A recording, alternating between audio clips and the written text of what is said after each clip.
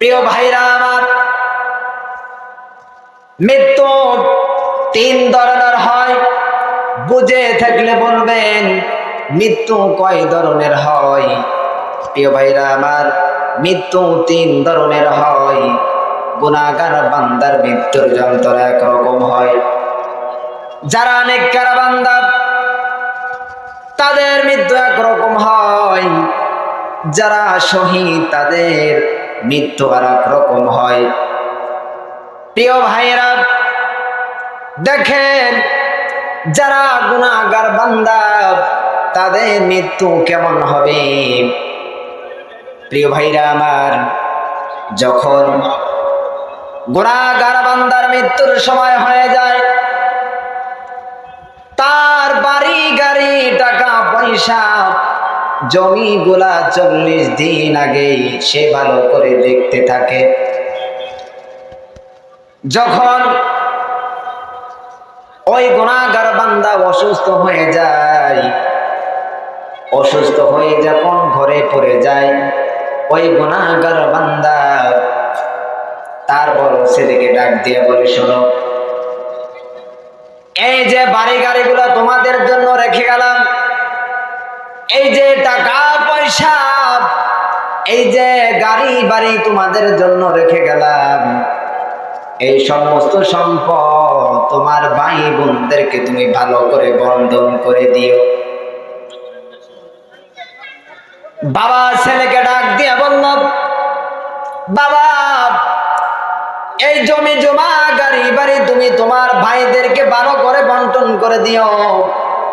প্রিয় ভাইরা আমার, দেখবেন তার যখন মৃত্যুর রোজা কামদানি শুরু হয়ে যাবে, চোখগুলো বড় বড় হয়ে যাবে। হযরত আজরাইল আলাইহিস সালাম জাহান্নাম থেকে একটা গন্ধযুক্ত রুমাল নিয়ে আর একদল জাহান্নামে ফেরেশতারে নিয়ে ওই বান্দার কাছে চলে আসবে। চলে আসার পর গুনাহগার বান্দা বুঝতে পারবে আমার কাছে মালাকুল মউত চলে এসেছে। ওই কঠিন মুসিবতের সময় ওই বান্দা কাউকে বলতে পারবে না, কাউকে বলতে পারবে না। হযরত আজরাইল আলাইহিস সালাতু ওয়াস সালাম তখন ওই বান্দার রূহটাকে কবজ করার প্রস্তুতি নেবে। হযরত আজরাইল আলাইহিস সালাতু ওয়াস সালাম ওই পাপী বান্দার পায়ের গোড়ালিতে চাপ দিতে শুরু করবেন। ওই পাপী বান্দার রূহটা গিয়ে ওই বান্দার লোমর নিচে গিয়ে লুকাবে। মালাকুল মউত ওই বান্দার লোমের নিচেও গিয়ে এরকম ভাবে চাপ দিতে শুরু করবে। প্রিয় ভাইরা আমার, মালাকুল মউত যখন লোমের নিচেও চাপ দিতে শুরু করবে, রূহটা তার মাথার উপর চলে আসবে। হযরত আজরাইল আলাইহিস সালাতু ওয়াস সালাম মাথার উপর গিয়ে বসবে আর ওই পাপী বান্দাকে বলতে থাকবে, যখন তোমার শক্তি ছিল, যখন তোমার ক্ষমতা ছিল, যখন তোমাকে ক্ষমতা দেওয়া হয়েছিল, তুমি তখন গরিবদের হক নষ্ট করেছো, আমার বিধানকে মেনে চলনি, আমার বিধানকে অমান্য করেছো। আজকে তোমার পৃথিবীতে কে বেঁচে আছে?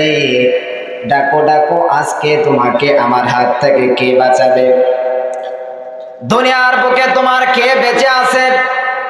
ঝাড় ফুৎকার দিয়ে তোমাকে আমার হাত থেকে বাঁচিয়ে নিয়ে যাবে। ওই পাপী বান্দা তখন দেখবে ওই অসুস্থ বান্দা, ওই গুনাহগার বান্দা এরকম ভাবে হাত এবং পা চারদিক দিয়ে ছড়িয়ে দিয়ে দিবে। ওই পাপী বান্দা তখন বুঝতে পারবে দুনিয়াতে আমার এমন কেউ নাই যে এই মুসিবতের থেকে আমাকে বাঁচিয়ে দিবে। হযরত আজরাইল আলাইহিস সালাতু ওয়াস সালাম ওই পাপী বান্দার লাশটাকে কবজ করে নিয়ে যাবেন।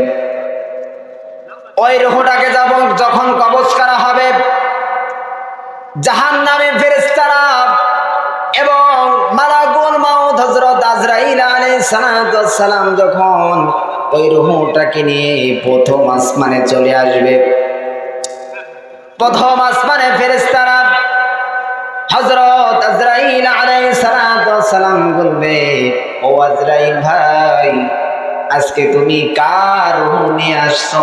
এই রূহটাকে দিয়ে তো গন্ধ বের হচ্ছে কেন? মালাকুল মাউত বলবে, অমক গ্রামে অমক থানায় অমকের ছেলে লাশ নিয়ে আসছি। তখন প্রথম আসমানের ফেরেশতারা বলবে, এত রূহ দিয়ে এত দুর্গন্ধ বের হচ্ছে কেন? মালাকুল মাউত বলবে, জিবরাইল আমিন শোনো, এই বান্দা যখন দুনিয়ার উপরে বেঁচে ছিল, মাজলুমদের অত্যাচার করেছে, গরিবদের উপর অত্যাচার করেছে, আল্লাহর বিধান মেনে চলে নাই, নবীজির হুকুম নবীজির সুন্নাহ মেনে চলে নাই। আজকে সেই বেঈমান হয়ে মারা গিয়েছে। প্রথম আসমানের ফেরেশতা বলবে, হযরত আজরাইল আলাইহিস সালাতু ওয়াস সালামকে বলবে, ও আজরাইল ভাই, তোমাদের এই লাশটাকে আইলিনে নেওয়া হবে না। আসমানের প্রথম ফেরেশতারা ওই রূহটাকে এত জোরে ধাক্কা দিবে, প্রথম আসমান থেকে ৭০ হাজ গজ মাটির নিচে ওই রূহটা গিয়ে পতিত হবে।